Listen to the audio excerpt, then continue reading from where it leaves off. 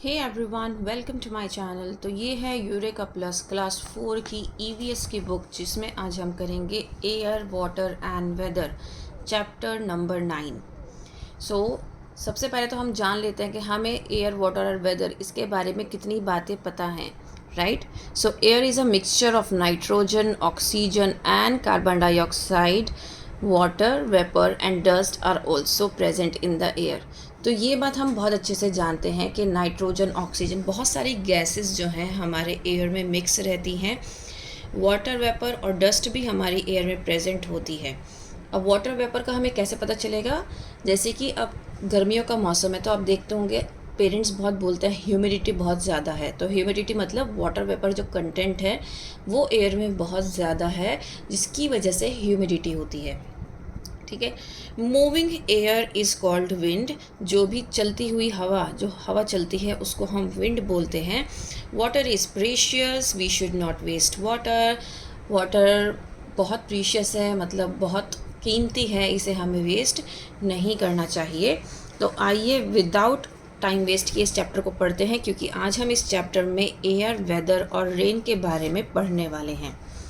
सबसे पहले पढ़ते हैं the earth's atmosphere. So the earth is surrounded by a layer of air. This layer of air that surrounds the earth is called its atmosphere. जब हम बात कर रहे हैं अर्थ की, तो अर्थ के चारों तरफ एक लेयर है। जैसे ये अर्थ है आपकी, अर्थ के चारों तरफ एक लेयर है जिसको हम कहते हैं एटमॉस्फेयर। ठीक है। Atmosphere stretches above the earth for hundreds of kilometres. अब ये जो एटमॉस्फेयर वाली लेयर है आपकी, ये 100 किलोमीटर्स तक ये स्ट्रेच हुई है। ठीक है। Weather conditions of the earth. अब वेदर, अर्थ की जो वेदर कंडीशंस है वो किस तरीके से, आपने देखा होगा कि यहाँ पर अगर हम दिल्ली की बात करें तो इंडिया में, बेसिकली नॉट इन दिल्ली, अगर हम इंडिया की बात करें तो इंडिया में आपके 3 सीजन्स आते हैं, राइट। सर्दी, गर्मी, बरसात आता है ना। तो ये क्या है, ये वेदर कंडीशंस है। मतलब यहाँ के टेम्परेचर कैसा है, सनलाइट कैसी है, किस तरह की क्रॉप ग्रो करते हैं हम किस वेदर में, वो सब हम इसमें पढ़ने वाले हैं। Temperature, sunlight, rain, snow, hail and winds are different weather conditions. तो ये सारी चीज़ें क्या हैं, ये डिफरेंट वेदर कंडीशंस हैं। Weather conditions of a region can change every day. तो वेदर कंडीशंस जो हैं वो हर रोज़ चेंज होती हैं। अगर आप प्लेन एरियाज़ की बात देखें, प्लेन एरियाज़ कौन से होते हैं, जैसे कि आपका यूपी वाला पूरा एरिया होगा, ये प्लेन एरिया हो गया। देन आपका ये जो दिल्ली वाला एरिया है, ये सारा प्लेन एरिया हो गया। लेकिन जब हम बात करेंगे उत्तराखंड की, तो उत्तराखंड कैसा है, माउंटेन वाला एरिया है, वो प्लेन एरिया नहीं है। ठीक है। तो इस तरीके से जो रीजन होता, वेदर जो होता है वो एवरीडे चेंज होता है। अगर हम जुलाई की बात करें, जैसे जुलाई का महीना चल रहा है, तो जुलाई के महीने में जितने भी पहाड़ी इलाके होते हैं वहाँ पर लैंडस्लाइड्स होती है। कभी भी एकदम से बारिश होने स्टार्ट हो जाती है, कभी भी लैंडस्लाइड हो जाती है ना बारिश की वजह से। तो ये क्या है, ये वेदर कंडीशंस हैं जो कि हर जगह की डिफरेंट होती है। Sometimes weather changes during the day. For example, a bright sunny weather can all of a sudden change into a cloudy weather. कई बार ये भी होता है कि दिन में ही मौसम एकदम से बदल जाता है। अभी तो धूप निकली थी, थोड़ी देर में बारिश स्टार्ट हो जाती है। Climate is the type of weather a place has over a long period of time. Climate क्या है, एक तरह का वेदर ही है जो कि बहुत लंबे समय से उस जगह पे है। जैसे कि the heat from the sun causes most weather conditions on the earth. Sun से हमें हीट मिलती है, लाइट मिलती है, ये हम बचपन से पढ़ते आ रहे हैं। और इसके साथ बहुत सारी यूवी रेज भी निकलती हैं। ठीक है ना। तो टेम्परेचर क्या है, एक बहुत इम्पॉर्टेंट आस्पेक्ट है वेदर और क्लाइमेट का। क्योंकि जब इंडिया में सर्दियां होती हैं तो हमें सन की हीट चाहिए होती है। सन की हीट से क्या होता है, हम बहुत अच्छा महसूस करते हैं, है ना। लेकिन अगर हम गर्मियों की बात करें तो गर्मियों में सन की हीट हमें बहुत ज़्यादा लगती है ना। हम छाँव ढूंढते हैं कि हम शेडो वाले एरिया में आ जाए। Temperature is a measure of how hot और कोल्ड आ प्लेस इज़। तो टेम्परेचर को हम क्या कह सकते हैं, टेम्परेचर की डेफिनेशन क्या हो सकती है, उस पर्टिकुलर जगह की कितना गर्म है, कितना ठंडा है, वो क्या बताता है, वो टेम्परेचर कहलाता है। ठीक है। Now next we have sea breeze. Sea breeze मतलब जो समंदर के आसपास हवाएं चलती हैं, तो उसके बारे में आज हम पढ़ेंगे। The earth is made up of land and water. ये हमें पता है कि अर्थ जो है वो लैंड और वाटर से मिलकर बना है। During the day rays of the sun heat both land and water. दिन के टाइम में जब सन रेज पानी पे पड़ती हैं और अर्थ पर पड़ती हैं तो वो उसको बहुत ज़्यादा गर्म कर देती हैं।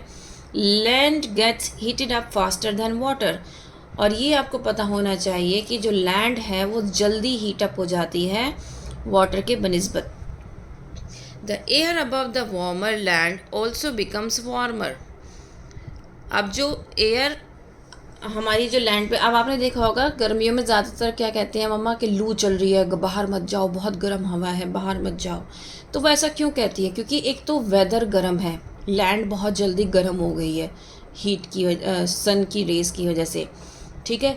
फिर उसके बाद जो हवाएं चलती हैं वो भी गर्म हो जाती हैं, तो जिसकी वजह से आपको गर्मियों में घर से बाहर निकलने से मना करते हैं parents.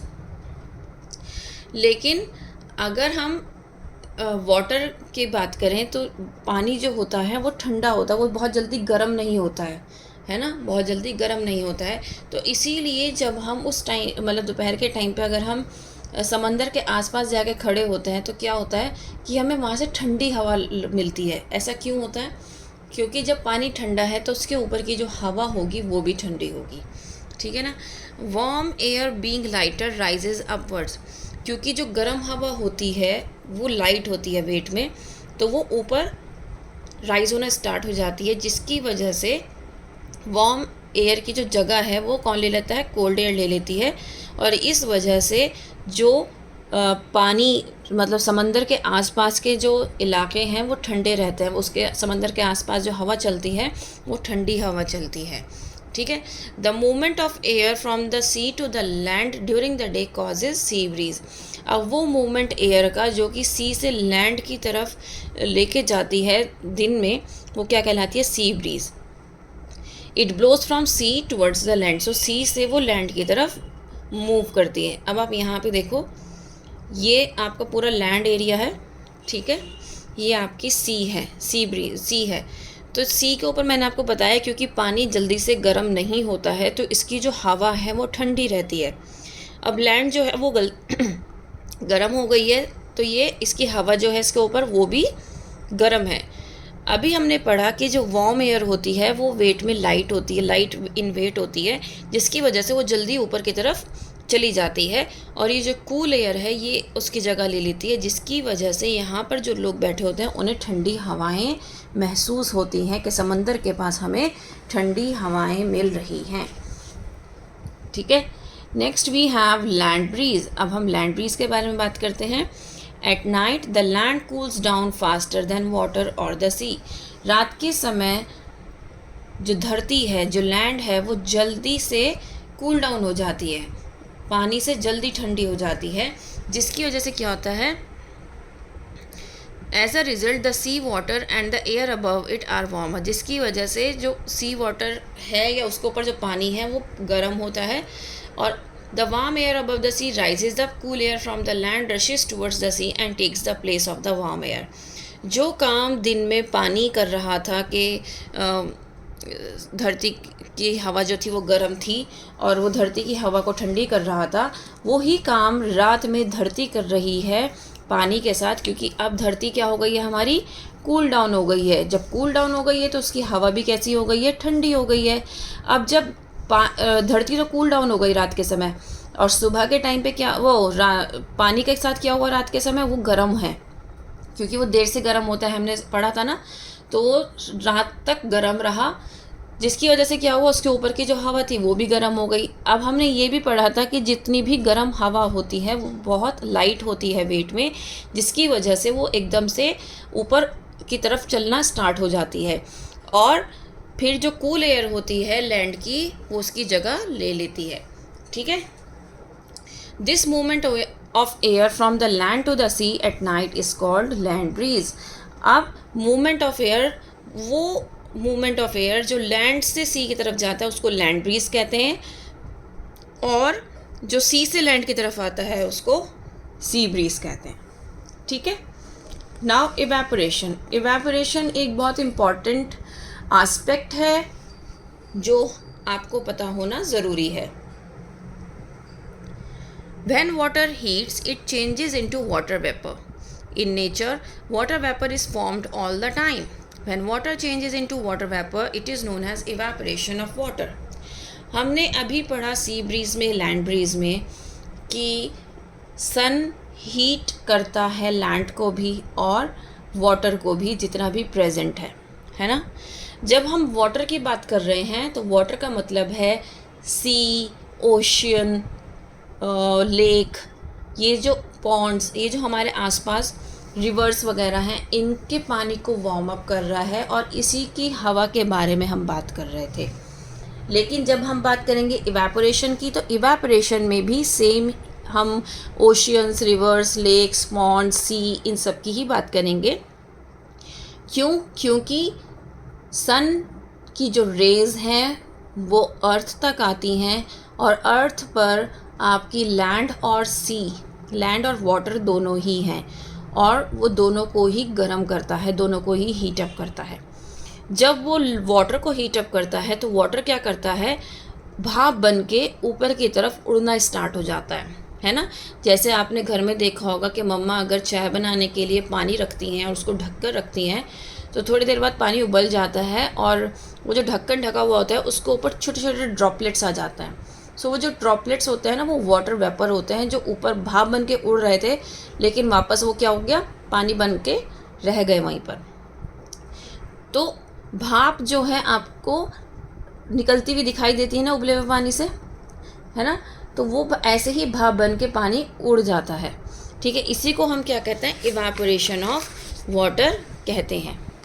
When water evaporates faster on a sunny and windy day, तो सनी और विंडी डे पे वाटर इवेपोरेशन बहुत फास्ट होता है, इसीलिए जो हमारे गीले कपड़े होते हैं वो जल्दी सूख जाते हैं। ठीक है, जब धूप निकली हुई होती है, हवा चल रही होती है तो बहुत जल्दी कपड़े सूखते हैं। कंडेंसेशन का प्रोसेस, जैसे मैंने अभी आपको बताया था कि मम्मा ने पानी उबालने के लिए रखा और उसको ढक कर रखा। जब वाटर वेपर निकलना चाहा लेकिन उसके ऊपर ढक्कन ढका हुआ था तो वो निकल नहीं पाए और वो उस ढक्कन के ऊपर स्टिक हो गए और फिर कूल डाउन होकर वो पानी बन के वापस से उसी बोल में गिर गए। तो वो क्या है, वो है कंडेंसेशन का प्रोसेस, क्योंकि वाटर वेपर उससे बाहर ही नहीं निकला और वो वापस ठंडे होके उसी में गिर गया पानी। ठीक है ना। तो इसको क्या कहते हैं हम, कंडेंसेशन कहते हैं। ठीक है। When the air cools, the water vapour in the air cools and changes back into water droplets. यही मैंने आपको अभी समझाया है ना। एक आप एक्टिविटी करके देख सकते हो, जब हम फ्रिज में कोई भी फ्रूट रखते हैं, ठंडा अगर वो हो रहा है तो उसको आप निकाल के थोड़ी देर के लिए बाहर रखो, थोड़ी देर बाद इस तरीके से आप ड्रॉपलेट्स देखोगे उसके ऊपर, तो ये भी एक कंडेंसेशन का प्रोसेस है। नाउ हम बात कर लेते हैं फॉर्मेशन ऑफ क्लाउड्स के बारे में। So heat from the sun warms the earth, as a result water from the seas, rivers, lakes and ponds changes into water vapour and mixes with air. यही हमने अभी तक पढ़ा है कि भाई इवेपोरेशन के प्रोसेस में जब सन से हीट आ रही है और वो पानी को गर्म कर रही है तो इवेपोरेशन हो रहा है। ठीक है, वो इवेपोरेशन जो हो रहा है उसमें वाटर वेपर्स प्रेजेंट हैं जो कि एयर के साथ मिक्स हो जाते हैं। ठीक है, heat also warms the air. अब क्योंकि गर्मी बहुत है, हीट रेज, सन रेज जो पड़ रही हैं, जिसकी वजह से जो हवा है वो भी गर्म हो जाती है। जब हवा गर्म हो जाती है तो वो लाइट हो जाती है, ये हमने पढ़ा था, और वो ऊपर की तरफ उड़ना स्टार्ट कर देती है, ऊपर की तरफ चलना स्टार्ट कर देती है। और जैसे जैसे वाटर वेपर्स ऊपर की तरफ चलते हैं तो वो अपने साथ, जैसे जैसे वाटर वेपर्स ऊपर की तरफ चलते हैं या हवा ऊपर की तरफ चलती है, वार्म एयर, वो अपने साथ वाटर वेपर्स को लेके चलती है। ठीक है, वाटर वेपर्स को अपने साथ लेके चलती है। क्यों लेके चलती है? क्योंकि वाटर वेपर्स, जो गर्म हवा है वो लाइट है वेट में और वाटर वेपर्स एयर में प्रेजेंट हैं। ठीक है, जितनी तेज़ी से ये ऊपर की तरफ जाएगी, जितना ऊपर ये जाएगी, उतनी जल्दी तो जो वाटर वेपर हैं वो कूल डाउन हो जाएंगे। और उसके बाद क्या होगा, ये कूल डाउन होने के बाद, ठीक है, ये एक छोटे छोटे पानी के ड्रॉपलेट्स में ऐसे कन्वर्ट हो जाएंगे। ठीक है, ये जो पानी के ड्रॉपलेट्स होते हैं ये बहुत लाइट होते हैं और ये बहुत आराम से एयर के अंदर फ्लोट करते हैं और इसी से क्या होता है, हमारे क्लाउड्स बनते हैं। फिर जब ये बहुत सारे टाइनी ड्रॉपलेट्स बहुत सारे बन जाते हैं ना, बहुत सारे हो जाते हैं, तभी बारिश भी होती है। ठीक है, नाउ हम पढ़ लेते हैं रेन के बारे में। Water changes into ice when it becomes very cold. When water changes into ice it is called freezing of water. पानी का आइस में बदलना फ्रीजिंग कहलाता है, ये हम जानते हैं। और हमने यहाँ पर पढ़ा है कि भाई पानी जो वाटर वेपर थे वो ऊपर तक चले गए, ठंडे हो गए और वो छोटे छोटे ड्रॉपलेट्स बन गए। ठीक है, और फिर जब वो बहुत सारे ड्रॉपलेट्स कलेक्ट हो गए तो वो क्या है, उन्होंने एक क्लाउड फॉर्मेशन कर लिया। ठीक है, अब वो जो क्लाउड का फॉर्मेशन किया, अब उससे रेन कैसे होगी। अब जैसे ही क्लाउड्स और ज़्यादा हाई जाएंगे तो और ज़्यादा वाटर वेपर क्या होगा, कलेक्ट हो जाएंगे और वो क्या करेंगे, छोटे छोटे ड्रॉपलेट्स में हमने पढ़ा है ना कि जो छोटे छोटे ड्रॉपलेट्स हैं उसके फॉर्म में वो कलेक्ट होते हैं और क्लाउड्स को बनाते हैं। ठीक है, जब ये वाटर ड्रॉपलेट्स बहुत ज़्यादा बिग और हैवी हो जाएंगे उसके बाद ये रेन की फॉर्म में हमें वापस मिलते हैं धरती पर। ठीक है, When the temperature of a region is high, the ice crystals melts and fall as raindrops. किसी भी जगह का जब टेम्परेचर बहुत ज़्यादा हाई हो जाता है तो उस एरिया का जो क्लाउड्स फॉर्मेशन हुए हुए हैं वहाँ पर वो क्या होता है, वो जो आइस की फॉर्म में वाटर ड्रॉपलेट्स जमा हो गए हैं क्लाउड्स की फॉर्म में, वो क्या होते हैं, वो पानी बन के बरसना स्टार्ट हो जाते हैं। Snow in winter certain places receive very little heat from the sun. अब ये तो हम जानते ही हैं कि विंटर के टाइम पे हमें बहुत कम सन को देखने को मिलता है, सन दर्शन नहीं देते हैं अपने।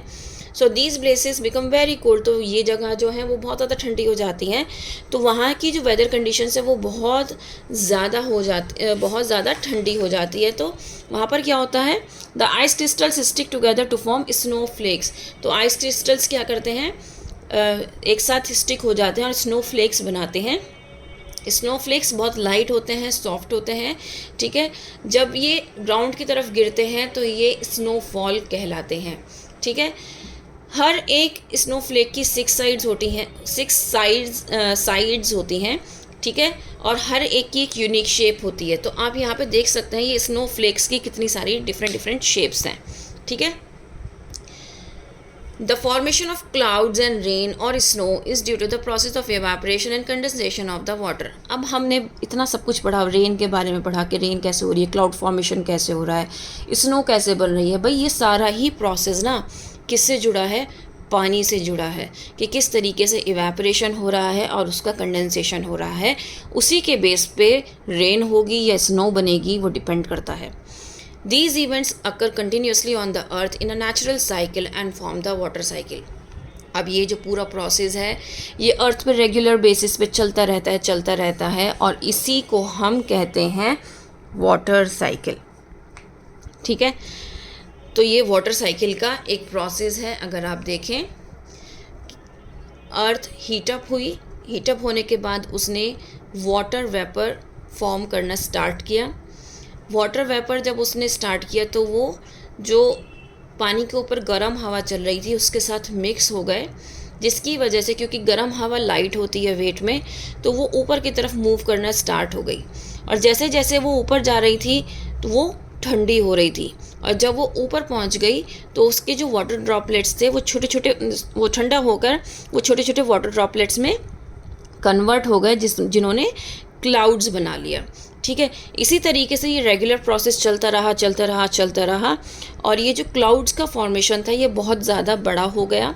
ठीक है, बहुत सारे क्लाउड्स बन गए, और जब ये बहुत बड़ा हो गया, बहुत हैवी हो गया और टेम्परेचर जो था अर्थ का वो बहुत ज़्यादा बढ़ गया, तो उस टाइम पे ये जो आइस की फॉर्म में जो वाटर ड्रॉपलेट्स यहाँ पे क्लाउड बने थे ये मेल्ट होना स्टार्ट हो जाते हैं और बारिश की फॉर्म में हमें वापस अर्थ पर मिलते हैं। और यही है हमारी वाटर साइकिल। अब बात हम करते हैं ड्यू की। On a cold night the land becomes cold. सर्दी के टाइम पे जब सर्दी होती है तो रात ठंडी होती है, जिसकी वजह से लैंड भी ठंडी हो जाती है, और जो वाटर वेपर एयर में प्रेजेंट होते हैं वो वाटर में चेंज हो जाते हैं। ठीक है, and collects on cold objects near the ground, और जितने भी ठंडी जगह होती है ना ग्राउंड पे, वहाँ पर आपको मिलते हैं। इन टाइनी ड्रॉपलेट्स को ग्रास पर, स्मॉल प्लांट्स पर आप देख सकते हैं। सुबह के टाइम पे आपने देखा होगा, जब सुबह में बहुत ज़्यादा ठंड हो रही होती है और उस टाइम पे आप पार्क में जाओ तो आपको जो ग्रास है ना वो गीली दिखती है। तो वो गीली कैसे होती है? वो ड्यू की वजह से होती है। स्मॉल स्मॉल ड्रॉपलेट्स जो हैं वो आ जाते हैं, वाटर वेपर जो है वाटर में कन्वर्ट हो जाता है। Now fog. At times during early winter mornings when it is very cold, water vapors in the air changes into tiny water droplets and dust particles in the air. अब जब बहुत ज़्यादा ठंडी सुबह होती है, बहुत ज़्यादा ठंड हो रही होती है, तो उस टाइम पे क्या होता है, जो वाटर वेपर है वो टाइनी वाटर ड्रॉपलेट्स में चेंज हो जाते हैं और डस्ट पार्टिकल्स के ऊपर, जिसकी वजह से वो फॉग की फॉर्म ले लेता है और हमें कुछ दिखाई नहीं देता है। कि हम कहते हैं ना कि बहुत धुंधला दिखाई दे रहा है, विजिबिलिटी नहीं है, just because of the fog. ठीक है, तो फॉग क्या है? एक क्लाउड का फॉर्म है जो कि ग्राउंड के आसपास बनता है। ग्राउंड मतलब धरती के आसपास बनता है, धरती पे बनता है। प्योरीफाइंग वाटर, प्योरीफाइंग वाटर का मतलब क्या है कि भाई गंदा पानी है उसको प्योरीफाई करना, उसको क्लियर करना। So water often contains impurities, ये हम जानते हैं कि बहुत सारी इम्प्योरिटीज़ प्रेजेंट होती हैं वाटर के अंदर। इट कैन कंटेन जर्म्स, उसके अंदर जर्म्स भी होते हैं। Germs are very small and therefore are not visible, क्योंकि जर्म्स बहुत छोटे होते हैं इसीलिए वो आपको आँखों से नहीं नज़र आते, उनको हम माइक्रोस्कोप से देखते हैं।